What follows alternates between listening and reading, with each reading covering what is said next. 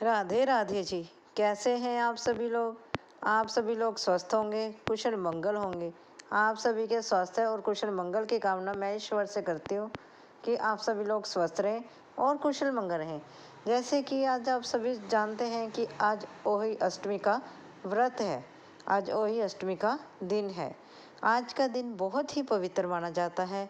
यह कार्तिक मास में अष्टमी को मनाया जाता है और यह करवे के व्रत से 4 दिन बाद आता है। यह दिन बच्चों की सलामती के लिए, उनकी तरक्की के लिए मनाया जाता है।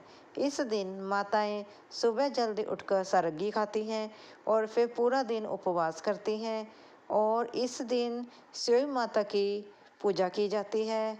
सेई माता की, जिसे हम सेई माता कहते हैं, उनकी पूजा की जाती है और अहोई अष्टमी की पूरी विधि विधान से पूजा करने के बाद फिर शाम को इनकी कहानी पाई जाती है और फिर चंद्रमा को अर्घ देकर व्रत खोला जाता है। माताएं, ये सभी माताएं अपने बच्चों की सलामती के लिए, उनकी तरक्की के लिए, उनकी दीर्घायु के लिए यह व्रत करती हैं। इस व्रत में एक मटके में मिठाई डाली जाती है, लड्डू मठियाँ डाली जाती हैं, जो सेई माता के सामने रखा जाता है और दूसरा मटका जो होता है उसमें पानी भरा जाता है।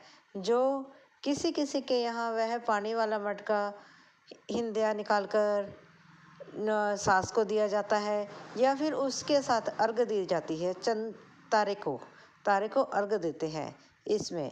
और चलो आज हम इसकी छोटी सी एक कहानी सुनाते हैं। एक सेठ होता है, उसकी 3 बहुएं होती हैं। वह कहीं बाहर मिट्टी खोदने के लिए चली जाती हैं, लेकिन जो बड़ी बहुएं होती हैं वह छोटी बहू को कह देती हैं, जाओ तुम मिट्टी खोद लो, हम जरा कुछ और काम निपटा लें। जो छोटी बहू होती है वह तो मिट्टी खोदने लग जाती है। जैसे ही वह मिट्टी खोदने लगती है, उसमें सेई माता के बच्चे होते हैं जो जिनको जिनको चोट लगती है और वह मर जाते हैं, जिसके कारण सेई माता उस बहू से नाराज हो जाती है। और जब वह नाराज होती है तो माता तो उसके बच्चों को पनिश करती है। जब माता उसके बच्चों को पनिश करती है तो वह छोटी बहू घर आती है और देखती है कि मेरे बच्चों को तो माता ने पनिश कर दिया है। और वह घर जाकर बहुत परेशान होती है। वह इतना परेशान हो जाती है, नेचुरली है कि जब एक माँ के बच्चों को परेशानी आएगी तो माँ तो परेशान होगी ही होगी। फिर वह क्या करती है, देखो जरा आप, उनके गांव में ही एक गाय होती है। वह पूरा साल उस गाय की सेवा करती है, उसका गोहा करती है, उसको चारा डालती है, सब कुछ साफ सफाई सब कुछ करती है। और जब गाय देखती है कि कोई है जो मेरे यहाँ मेरी सेवा करती है, तो एक दिन गाय जो है उस औरत से पूछती है, उस बहू से पूछती है, तुम मेरी इतने साल से सेवा कर रही हो, पूरा साल हो गया है तुम्हें सेवा करते हुए, तुम किस चीज़ से परेशान हो, तुम्हें क्या चाहिए? वह बहू बोलती है कि मुझे कुछ नहीं चाहिए। फिर गाय माता पूछती है कि बोलो बेटी, बोलो तुम्हें क्या चाहिए, एक बार कहकर तो देखो तुम्हें क्या चाहिए। फिर वह औरत कहती है कि आपकी बहन के पास मेरे बच्चे हैं, मेरी कुख जो है तुम्हारी बहन के पास है, अगर हो सके तो आप मुझे वह ला दो। गाय कहती है ठीक है, कोई बात नहीं, मैं कोशिश करूँगी। गाय माता फिर एक दिन अपनी बहन के यहाँ चल देती है और जब बहन के यहाँ चल देती है तो बहन को कहती है कि जो बहन है वह कहती है कैसे आना हुआ। तब गाय माता कहती है कि मैं आपके पास किसी काम से आई हूँ। तो बहन पूछती है, सेई माता पूछती है क्या काम है? तो कहती है कोई बात नहीं बहन, मैं तुम्हें काम बता दूंगी, कुछ देर हम बातें तो कर लें, कितने समय के बाद मिले हैं।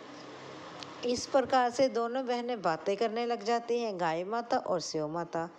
जब दोनों बातें करते हैं फिर सेई माता कहती है अच्छा चल अब तो बता क्या बात है, इतने समय के बाद आई है, क्या काम है मुझसे? तब गाय माता कहती है कि मुझे पहले 3 वचन दो, फिर मैं तुम्हें बताऊंगी। तो सेई माता कहती है चलो, 1 वचन, 2 वचन, 3 वचन, मैं तुम्हें 3 वचन देती हूँ, जो तुम कहोगी मैं तुम्हारा पूरा कर दूंगी। तब गाय माता कहती है कि उस सेठ की जो छोटी बहू है, उसकी कोख तुम्हारे पास पड़ी है, वह उसे लौटा दो। बहन कहती है गाय माता को, सेव माता कहती है गाय माता को कि तुम ऐसा क्यों कहती हो, ऐसा क्यों चाहती हो। तब गाय माता कहती है कि उससे गलती हो गई है, लेकिन वह दिल की बुरी नहीं है। उसे पूरा साल हो गया है मेरी सेवा करते हुए। अब मैंने उसको वचन दिया है, इसलिए मैं उसकी कुख आपसे लेकर जाऊंगी। तब जो सेव माता है, वह बहन के प्रेम के वश में होकर उस औरत की कुख लौटा देती है। और फिर क्या होता है, जब उस औरत की कुख लौटा देती है, तब सभी जो दोनों दरानी जेठानियाँ होती हैं, वह कहती है चलो चलो जल्दी से मत्था टेक ले, नहीं तो छोटी उठ जाएगी। तब जब वह उठती हैं और देखती हैं छोटी के घर में तो पहले ही से चहल पहल हो रही होती है और उसके बच्चे धूम मचा रहे होते हैं। इस प्रकार से स्यो माता से सभी प्रार्थना करते हैं, हे स्यो माता, जैसे आपने पहले उस पर करा है, वैसा किसी पर भी ना करना, और जो बाद में किया है वह सब पे करना। हे स्यो माता, सभी के बच्चों को खुश रखना, लंबी आयु रखना और सुखी रखना, स्वस्थ रखना। हे स्यो माता, इस सृष्टि में किसी भी माँ का दिल ना दुखे, किसी की माँ को पीड़ा ना हो कि उसकी संतान को कोई परेशानी है। सभी माताओं के बच्चों को खुश रखना, स्वस्थ रखना और उनको लंबी आयु देना। अगर आपको यह मेरी कथा अच्छी लगी हो, प्लीज़ लाइक और सब्सक्राइब जरूर करें। धन्यवाद जी।